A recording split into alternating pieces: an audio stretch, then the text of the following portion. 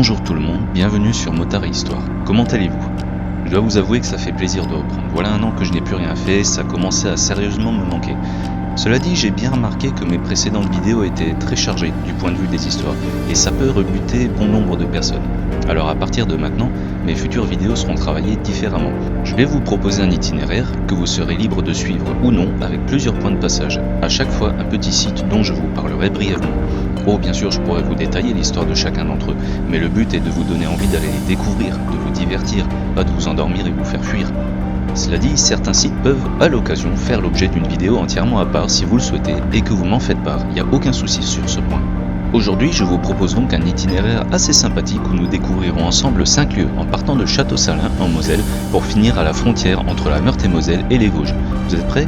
Alors prenez-vous une petite boisson, un petit truc à grignoter et c'est parti.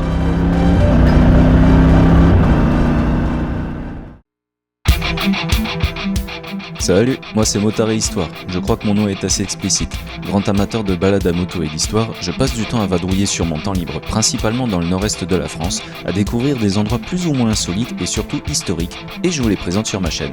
Je vous ai pas perdu ? Alors venez avec moi.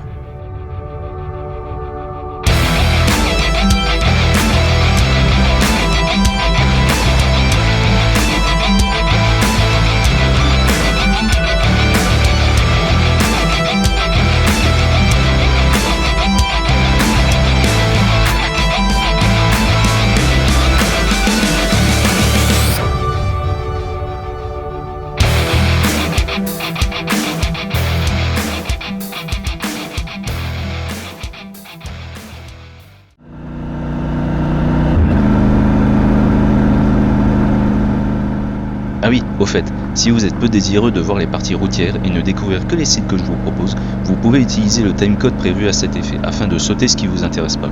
Et si les photos passent trop rapidement à votre goût, n'hésitez pas à mettre sur pause pour les regarder davantage. Allez, je vous laisse, j'ai de la route qui m'attend.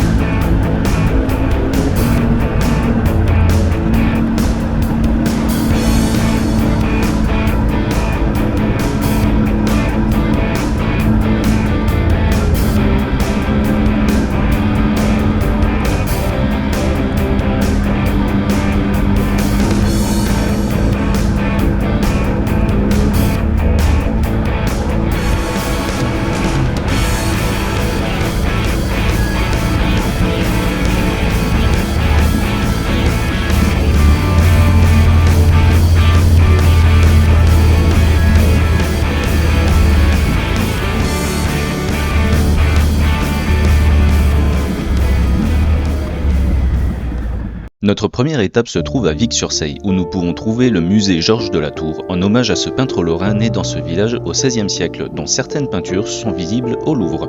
À l'origine ouvert pour présenter justement Saint Jean-Baptiste dans le désert, le musée expose désormais une collection d'œuvres parcourant la peinture européenne du XVIIe au début du XXe siècle. Et sans plus attendre, en avant pour la seconde étape.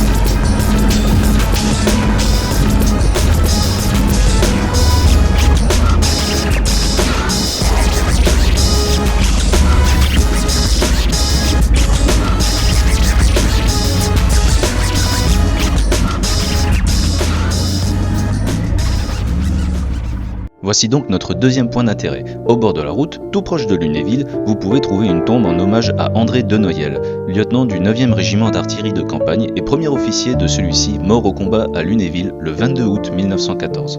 Un tout petit peu plus loin sur la route, en plein centre de Lunéville, vous pouvez trouver son château, demeure des ducs de Lorraine depuis le XIIIe siècle, surnommé le Versailles lorrain. Le château est ouvert à la visite, même si certaines zones sont encore en cours de travaux de rénovation, notamment suite à l'incendie de 2003. Je ne vous ai pas perdu, alors on continue.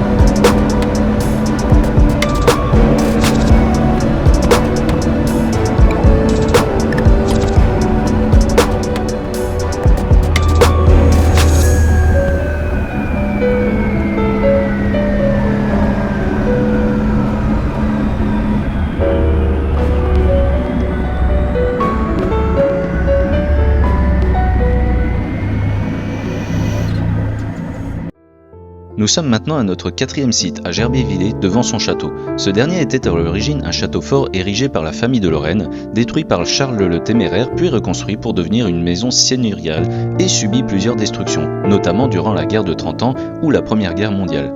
Aujourd'hui, il est possible de visiter le parc, le château reconstruit sans ses étages, et la chapelle palatine située juste de l'autre côté de la route, face au château.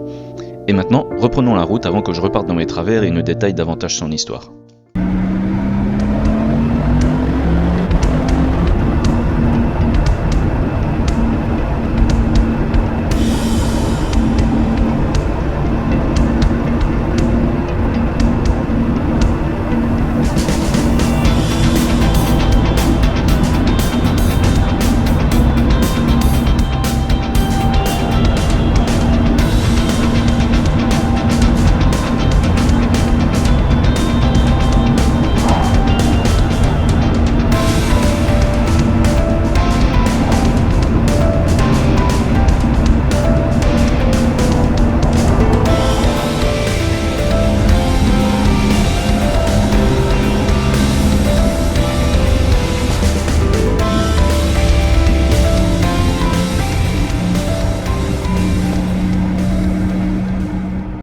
Nous voici maintenant devant mon favori du jour, le château Quic-en-Grogne, dans la commune de Moyen. Son histoire est très riche, mais vous vous demandez sûrement pourquoi ce château s'appelle Quic-en-Grogne. C'est justement de ça dont je vais vous parler. Cet édifice fut bâti de 1415 à 1441 par l'évêque Conrad Baillet de Beaupart, s'attirant par là la jalousie des seigneurs voisins qui ont tenté plusieurs fois de contrecarrer l'édification de ce château. L'évêque a eu vent de ces manigances et aurait répondu « En grogne qui voudra », baptisant ainsi son château. Il est tout à fait possible de visiter l'endroit, les détails se trouvent sur les photos qui défilent.